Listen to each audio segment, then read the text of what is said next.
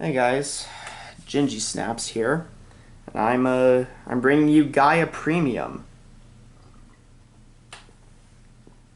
So yeah, honestly, not too much is different for a Gaia Premium. It's just Gaia Standard with different trigger additions, a lot of different things. Really, this V Gaia Emperor that you're looking at, it can just be regular Gaia, but I like having an Excel circle, so that's kind of it. So, yeah, I'm just gonna get right on into it. Just easy. Whoa, God. So, grade threes. Start off with the grade threes. Same number. It's 6 grade 3s. It should probably be more considering what the secondary grade 3 is. Grade 3, 4 Gaia Emperor. We went over this in the standard profile. Link is in the top right click thing, whatever it is, icon, whatever it is. Link to that.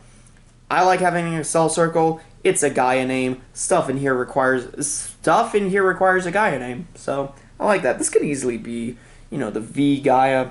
I don't have my, or not V Gaia, the G Gaia. I don't have my G Gaias anymore. So this. It has an Excel circle. If you're going first, it's not completely dead. Because, you can still do what the standard Gaia does. And just kind of hope that you don't die on your first stride turn. But, for Gaia Emperor. And then, because I like being a little sack-ass, 2 Dino Chaos. If you wanted to go full out sack-ass, run 4 of it, so that you can so that you can high roll your way into Gluttony Nebrius, killing your opponent. So what Dino Chaos does, I think it's been in almost every Tachi deck profile I've done, probably. But so if you have 2 Tachi rear guards, so if you have a grade 2 Vanguard, you can kill 2 of your rear guards and then reveal Dino Chaos and then ride it. So you can basically, it turns into, you can stride Gluttony Nebrius while your opponent's on grade 2, because if you go first, obviously you're going to be on grade 2 before your opponent, meaning you jump to 3 before your opponent, which is the more important bit, especially considering the fact that you're one step away from going Gluttony, or just striding while your opponent's on grade 2. That's a really big step. So, yeah, only 2. I'm kind of trash at this game, so I said, hey, you know what, we're gonna run 2 and then run 4 Prism Bird just so that we can look for him.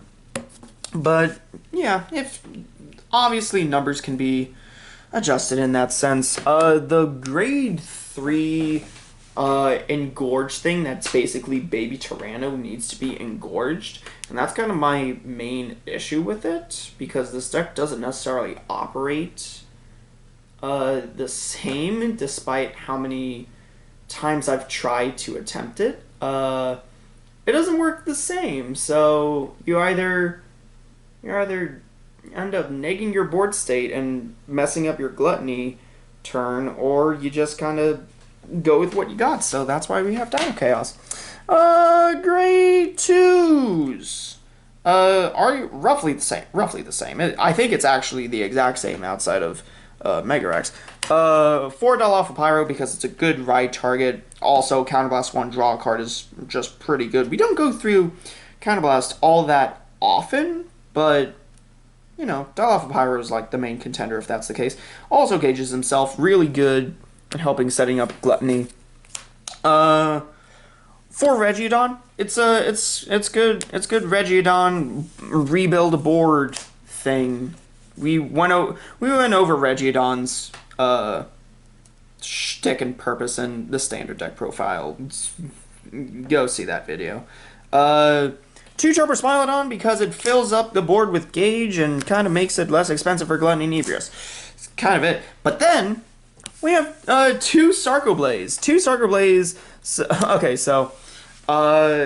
it has Engorge, and then continues during the battle that Sarco Blaze attacks, if it's engorged, your opponent can't call zeros. It's Silent Tom. It's a Rhino. So this is your win condition. You protect Sarco Blaze as much as possible. You want to make sure that you have as much access to Sarco Blaze as humanly possible, which is why whenever you gauge, you are probably going to be gauging on Regidon. Why are you only going to be gauging on Regidon? Because it doesn't matter. You're killing a combination. You're killing 5 cards in total, whether it be rear guards and or gauge or a combination of both. So it doesn't matter. So if you end up gauging the Sarco Blaze under the Regidon, you want to find Sarco Blaze amongst the gauge. You're going to be hopefully gauging this one or Lacerator X. So it doesn't matter so long as you have access to Sarco Blaze. Because this is your win condition. You stack everything on this and then you go pa-pa! You just kind of say, oh, hey, good luck. If you're going while your opponent's on grade 2, going back to the Dino Chaos thing, you stack all the crits on here and then you engorge it. Just go pa-pa! Easy, concrete, nothing to worry about. That's it for grade 2s. But Sarco Blaze, good card. There's a reason why it's $1 now. Hoo-hoo! Oh, wow. Tachis are getting out of control now. Things are dollars. Alright, anyways. 4 Prison Bird, because I like finding my grade 3s. That's really what it is. It's deck thinning and finding me grade 3s. Simple enough. 3 Blue Sprint, because I needed to cut space. Also, considering the fact that we don't have a bad bounty, like Grand Blue does, so everything is really face value unless you hit a trigger. And I value having Regidon as an attacker more than I do Blue Sprint as an attacker, because Blue Sprint is an 8k, Regidon's at 9k. That 1k makes a difference sometimes. So I value having more Regidons than I do Blue Sprints, but, numbers are numbers. You can change them however you want. Still 3 Lacerator X, good card. And then I got 2 Freezer Necks, because when we do use resources, having Freezer Necks to kind of recycle that resource, being a Soul Charge, Counter Charge 1, and then giving something 2k. And all this happens when it's put into the drop zone from Rearguard. And if you have a Gaia Vanguard, boom. The Soul Charge is actually kind of important, because Gluttony, while it's in the G zone, does Soul Blast, so that's pretty good. And then charging Pachycephalo, the Congrats promo. Basically, this is the important part is when it's retired from rear while you have a Gaia Vanguard, you could Soul Blast 1 and draw a card. We don't run 4 draw triggers, so having cards that say draw a card when something happens, that's pretty good, and I value that. Which is why charging Pachycephalo is in the deck. Obviously, we're gonna get into the non-trigger grade 0s here in a bit, and I have some alternatives. But yeah, that's why I run charging Pachycephalo. Obvious other inclusions to include are the Raven Terra and the spread Amarga. Raven Terra, because it calls itself back when retired for a Soul Blast 1, and if you have 1 or less damage, you countercharge 1. And Spread Amarga is when retired, you can counterblast 1, draw a card, and then call it. It's almost like Dial Off a Pyro, except it doesn't gauge what it is, but it doesn't matter because after you restand with Gluttony and Ebrius, it does not matter whether it has a gauge or not. But Spread Amarga, obviously it is a honorary spot. In all honesty, if I were to cut anything else for a grade 1 spot, Spread Amargas would go in. Raven Terra, it's okay. In all honesty, I'm more concerned about the soul issue with Raven Terra, which is why it's not like immediately above Spread Amarga, but Spread Amarga is definitely like on a higher tier of honorary spot. Like, this is the first thing I would put in if I were to cut anything else. So then that's it for grade 1s. Moving on, just pile, yada yada, whatever. Grade zeros. Minimum Carno. It's our starter. Kind of explanatory. I mean, when ride, draw a card, get a quick shield. Oh, okay. And then Child Tyranno. Child Tyranno, good card, good card. Counterblast 1, move it to Soul. When it's retired, from like an effect or cost of the Vanguard with the Engorge ability, which, you know, Gluttony is. You can move it to Soul, Counterblast 1, move it to Soul. Look at the top 4 cards of your deck. Call up to 2 cards with different names from among them to Rearguard Circle, and then put the rest on the bottom of your deck in any order. It helps rebuild your board. If you can extend into this with like a Regiodon, oh my god, you can have like the Regiodon be the Engorge target, recall the little Tyranno, gauge the little Tyranno, and then automatically that's 2 things. Oh my god, that is the nuts situation. But yeah, it helps rebuild your board, helps deck thin. Yeah, actually, it just helps deck thin because it helps you rebuild board. Honorary mention is Baby Chimera. This is honestly the most honorary mentions that I've ever had in a deck profile. Baby Chimera, because Baby Chimera, when it's retired, calls a grade 1. And we have a lot of useful grade 1s, like Freezer next. We have Blue Sprint. Blue Sprint's kind of iffy, Laceratrex, but like Charging Pachycephalo, you know, if you play, you know, the Spread Amarga, you know, that's something to call. If you run the Raven Terra, that's something to call. Like, Baby Chimera, I don't think in this build I've had enough times where I said, man, I wish I had this grade 1 or anything in that situation. If anything, it'd be like a Pachycephalo, but like in the long run, it didn't matter by the time the game ended. But obviously, honorary mentions are honorary mentions. Child or Little Tyranno just helps rebuild boards. So that's that on that. Get out of here. Triggers. You remember when I was talking about how Sarco Blaze is your win condition because he says no zeros? Yeah, well, to make that more difficult for our opponent, we're running 10 crit. Obviously, if you want to be extra sassy like that, you can run 12 crit, because the other 2 triggers are 2 Archbird, because I'm a coward and I don't run Coel Magnum. I have Coel Magnums, I just don't use Coel Magnum. The reason why I don't use Coel Magnum is because stand triggers are, I don't know. Coel Magnum is a good card. I recognize that. That's never up for debate. Coel Magnum for me, I've never had a situation where I said, man, I wish I had a stand trigger. I'd rather stack everything on a Sarco Blaze and then just try to, like, one punch man the shit out of them. But, you know, Coel Magnum does put itself back.